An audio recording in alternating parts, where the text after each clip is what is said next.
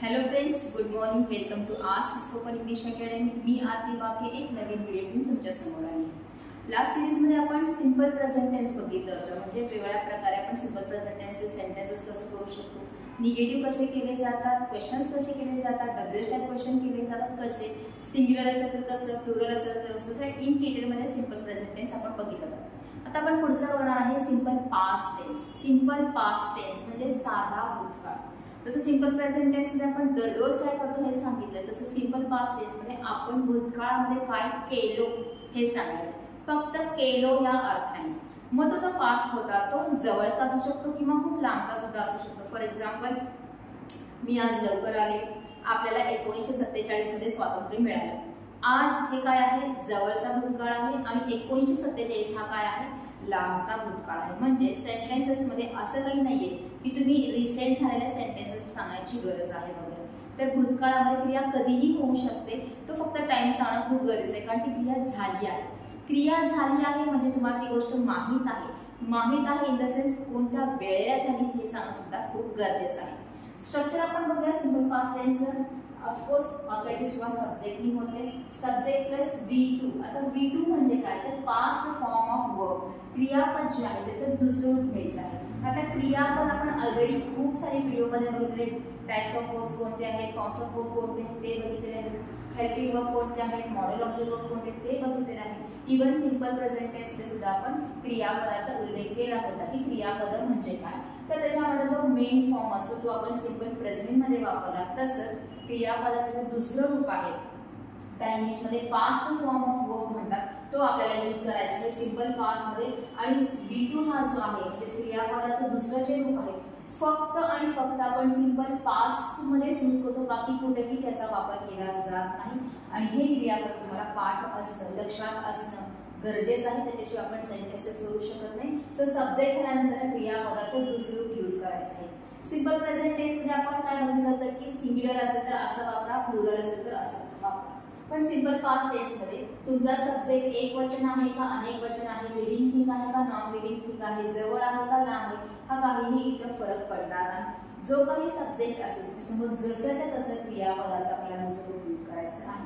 त्याच्यानंतर येणार आहे ऑब्जेक्ट किंवा कॉम्प्लिमेंट. अगेन ऑब्जेक्ट आणि कॉम्प्लिमेंटवर वेगवेगळे व्हिडिओज आहेत, तुम्ही बघू शकता की नक्की ऑब्जेक्ट म्हणजे काय आणि कॉम्प्लिमेंट म्हणजे काय. आणि आता मी तुम्हाला सांगितल्यासारखं क्रिया झालेली आहे, तुम्हाला हे माहीत आहे, त्यामुळं वेळ जे आहे ते यूज करणं खूप गरजेचं आहे. ती क्रिया कधी झाली, टाइम यूज करणं गरजेचं आहे. कोणता टाइम यूज करायचा आहे, ऑफकोर्स पास्ट मध्ये जे काही तुमचं टाइम होतं ते यूज करायचं आहे, भूतकाळी वेळ ते दर्शवायचं आहे. प्रत्येक मराठी वाक्याचा जो काही एंड असेल तो असेल केलो या अर्थाने, केला, गेला, आलो, बसले, उठले, सांगितले, पळाले या अर्थाने. म्हणजे प्रत्येक मराठीचं एंड ल या वर्जनी होणं खूप गरजेचं आहे. आता प्रत्येक वेळेस V2 वापरा, म्हणजे V2 कसं यूज करायचं. ऍक्च्युली दोन प्रकारचे वर्ब्स असं तुम्हाला माहित आहे, रेग्युलर आणि इररेग्युलर. रेग्युलर जे वर्ब्स असतात त्या वर्ब्सला फक्त आपण लास्टला ईडी हा जर प्रत्यय लावला तर क्रियापदाचं दुसरं रूप तयार होतं. पण प्रत्येकच क्रियापदाला ईडी हा प्रत्यय लागू शकत नाही, तर त्यांना म्हटलं जातं इररेग्युलर वर्ब. तर त्याच्यामध्ये कधी टी लागला जातो, त्याच्यानंतर कधी फक्त बी लागला जातो. हे प्रत्येक वेळेस वेगवेगळे होत असतात, त्यामुळं ते आपल्याला पाठ करावे लागतात किंवा लक्षात ठेवावे लागणार आहे. त्यामुळं प्रत्येक एका क्रियापदाला ईडी लावला की क्रियापदाचं दुसरं रूप झालं असं होत नाही. सो आपल्याला फर्स्ट ऑफ ऑल बघावं लागेल की तो रेग्युलर वर्ब आहे का इररेग्युलर वर्ब आहे. जर इररेग्युलर वर्ब असेल त्याचं दुसरं रूप काय होऊ शकतं ते बघावं लागेल. जसं की गो हा काय आहे, क्रियापद आहे, हा इररेग्युलर वर्ब आहे, कारण त्याचं दुसरं रूप गोड असं न म्हणता वेंड झालेलं आहे. म्हणजे तिथे तुम्हाला काय वेगळाच शब्द यूज करावा लागेल, त्यालाच आपण टी लावलेला नाही, गो नंतर टी लावलेला नाही, तर तो गोचा एक्झॅक्टली वेगळा शब्द वापरला आपण वेंड या अर्थाने. कॅटचं झालेलं आहे कॉट, तिथं आपण टी लावलेला आहे. त्याच्यानंतर फ्लायचं झालं फ्ल्यू, फ्ल्यू हा काय आहे दुसरं रूप आहे आणि वेगळाच रूप झालेला आहे. म्हणजे इररेग्युलर वर्ब्सची तुम्हाला लिस्ट करायची आहे आणि ते पाठ करायचे किंवा लक्षात ठेवायचंच आहे. पण रेग्युलर जे वर्ब्स आहेत त्यांना काही कामछाम करायची गरज नाही, जस्ट ईडी प्रत्यय लावला की तुमचं काय होणार आहे, V2 हा येणार. जसं play, played, ask, asked, jump, jumped, work, worked अशा प्रकारे क्रियापद होणार आहे. आता टाइम कोणकोणता यूज करायचा, तर खूप जवळचा सुद्धा आणि खूप लांबचा सुद्धा तुम्ही टाइम ह्याच्यामध्ये यूज करू शकता.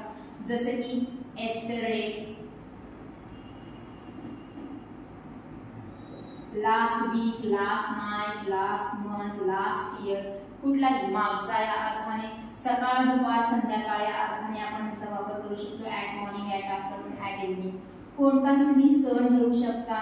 इन फेस्टिवल्स, जसे की in Diwali, in June, in rainy season. Festival झाला त्याच्यामध्ये महिना झाला, त्याच्यामध्ये परत तुमचे सीझन सुद्धा आला. म्हणजे मागचा कोणताही टाइम तुम्ही काय करू शकता, ॲज अ टाइम म्हणून त्याच्यात यूज करायचा आहे.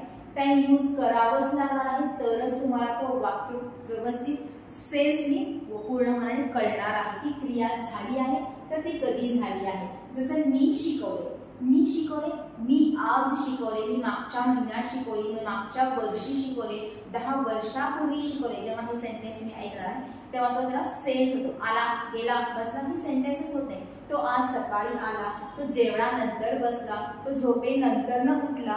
हे जे क्रियापदानंतर आपण टाइम वापरलेला आहे तो टाइम जेव्हा आपण यूज करतो त्या वाक्याला एक व्यवस्थित सेन्स तयार होतो. त्यामुळे सिंपल पास्ट टेन्स मध्ये आपल्याला टाइम हे यूज करायचंच आहे. आता सब्जेक्ट जे आहे ते कोणतेही प्रोनाउन्स घेऊ शकता किंवा नाउन्स घेऊ शकता, एक वचन घेऊ शकता किंवा अनेक वचन घेऊ शकता.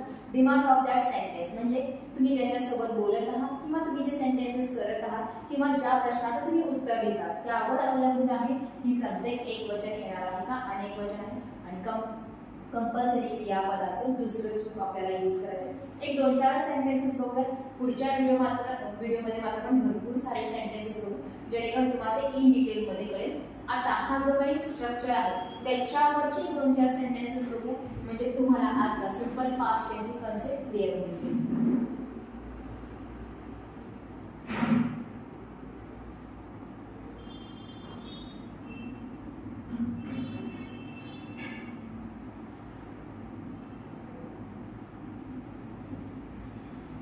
I taught you simple present tense last week. मी तुम्हाला मागच्या आठवड्यामध्ये सिंपल प्रेझेंट टेन्स शिकवले. टी चे क्रियापदाचं दुसरं रूप, टी चे क्रियापदाचं पहिलं रूप आहे त्याला आपण ईडी हा प्रत्यय लावू शकत नाही कारण तो इरेग्युलर वर्ब मध्ये गेलेला आहे. सो टॉट हे काय झालं त्याचं दुसरं रूप झालेलं आहे.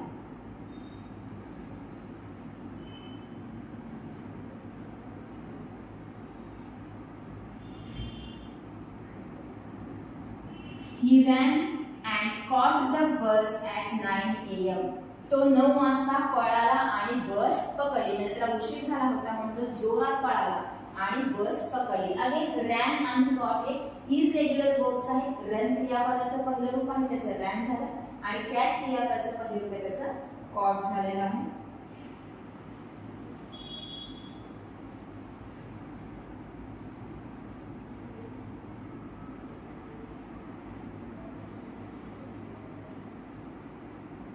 We played cricket last Sunday. मागच्या रविवारी आम्ही क्रिकेट खेळलो. आता प्ले हे रेग्युलर वर्ब आहे त्याला फक्त आपण ईडी प्रत्यय लावला त्यामुळे ते झालेलं आहे played. We played cricket last Sunday.